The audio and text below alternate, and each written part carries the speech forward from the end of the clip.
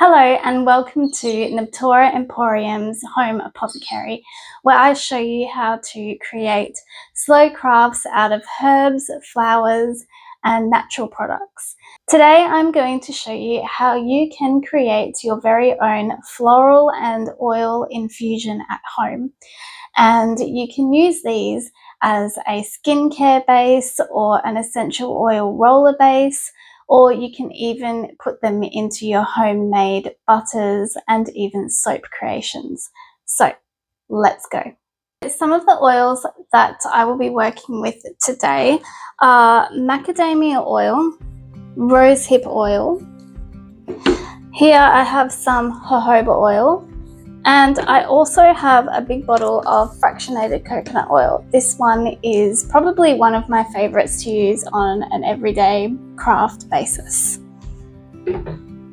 Some of the dried florals that I will be using are organic chamomile flowers, and I also have some dried rose petals here as well.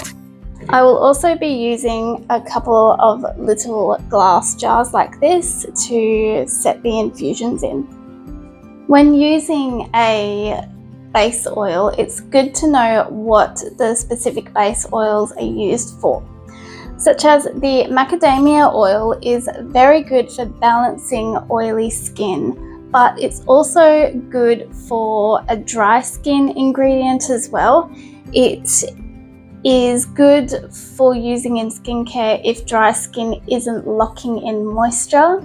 So that's what macadamia is for, and it has a mild nutty smell. Rosehip oil is a great anti-inflammatory oil, and it is also a great oil to add to anti-wrinkle balms and creams.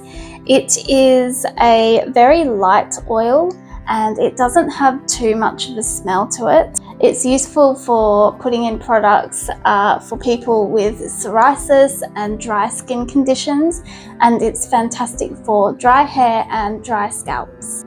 Jojoba oil is another one of my favorites that I use for skincare. It is found in my tallow whips. I use that as well as a tallow as part of the base ingredients.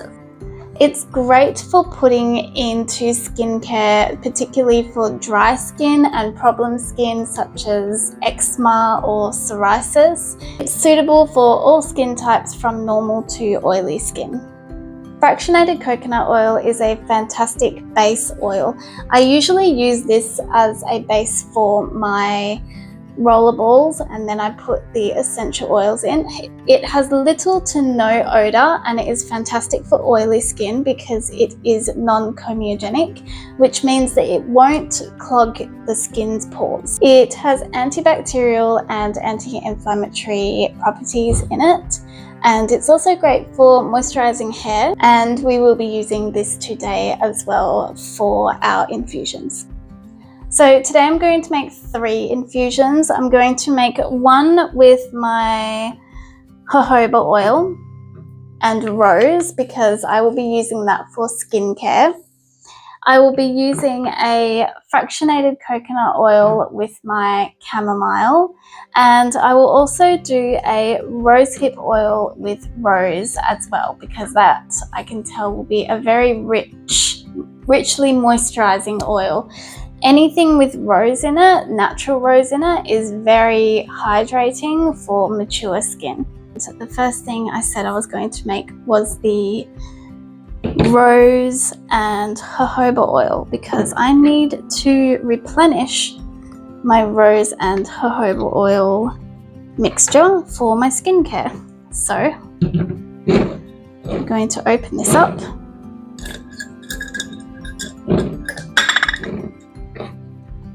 Now I'm going to use about half a tablespoon. This is a tiny little jar. It does not hold a lot, so I don't need to put a lot of dried flowers in this one.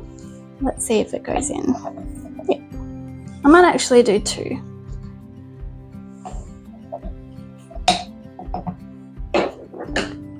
This mixture, when it's finished, will smell absolutely amazing. and I will be decantering it into a couple of little dropper bottles, and it will be a fantastic addition to my skincare. I will also be adding a few drops of essential oils to this when I'm finished, such as lavender essential oil and jasmine essential oil, and they really just add to that skincare for my skin, which is kind of like a dry to maturing skin type. So this is the first jojoba oil and rose petal oil. The next jar I'm going to make is a rose petal oil and rose hip oil. So again, I'm just going to put in an equal tablespoon of rose petals into this glass jar. There we go. And then I'm going to put the rose hip oil in it. Rose hip oil is actually fantastic for softening scars. When I was younger, I had a friend who had a scar on her chin, and I gave her some rose hip oil just to kind of massage into the scar. And after a while, the scar wasn't as red and it was a lot softer, and the appearance of it had significantly gone down. So rose hip oil is extremely healing for the skin. That was a fresh scar. I'm not sure how it would go with a older scar, but fresh scars, the best oil to put on them is rosehip oil. So I'd run out of my rosehip oil now, but this will make a small infusion. There's not a lot in there, but that's enough. The next infusion I'm going to make is the I think I might change it a little bit. I'll do some coconut oil and some chamomile. I love the smell of chamomile. So again, I'm just going to do a full tablespoon, making sure I get everything into the glass jar. And I'm going to put some fractionated coconut oil in, and I'll fill this one up to the top.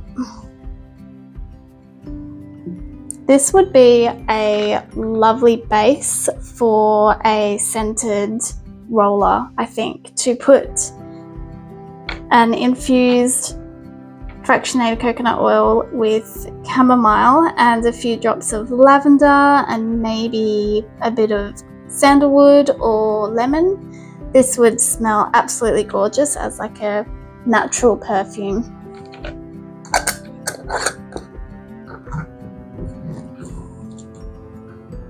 There you go. Now what you can do is you can leave it on a shelf where it's not going to get direct sunlight. They need to have sort of like a shaded shelf in a cool area, and leave them for about 6 weeks in the jar, and it will infuse naturally. Or you can put them in boiling water for a few minutes and let them quickly infuse like that. But I'm not in a hurry, and I am just looking forward to letting them seep in slowly and just getting out all those delicious scents and benefits from the dried flower petals. This is coconut oil, but you can see that this is fresh, it is very clear, and this one has been infusing for a long time, so it's got that gorgeous yellow to it, and it's just got that depth. And now what you can do after it has infused for 6 weeks, you can strain it into whatever you want, whether it's a dropper or another jar, it doesn't really matter. So I'm going to show you how to do that. These little glass bottles are really cute, and they're very convenient for storing any of your little oils in. So I'm going to now decant and filter this oil and put it into here so I can use it on my dressing table and in my skincare. So let's do it together. First, you're going to need one of these with a dropper, and then a little funnel and some kind of cloth or maybe a coffee filter so that you can catch all the flower petals. And then I'm just going to pop that in there.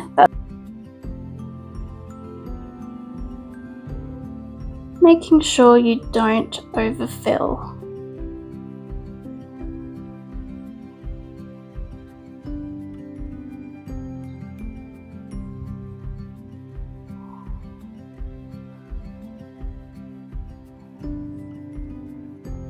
Just pop the lid on and then wipe your little bottle of any spilling. And there you go. That is an oil infusion finished and ready to be used for lots of different things, for different skincare, for healing, and for your homey crafty things. And there you go. I hope you enjoyed learning how to make your very own infusions. Please let me know if you have tried this. If you have any questions about how to use your infusions, or if you need any hints on what you can infuse, please comment below and I'm happy to answer your questions. I hope you have fun with this one, and until next time, happy crafting.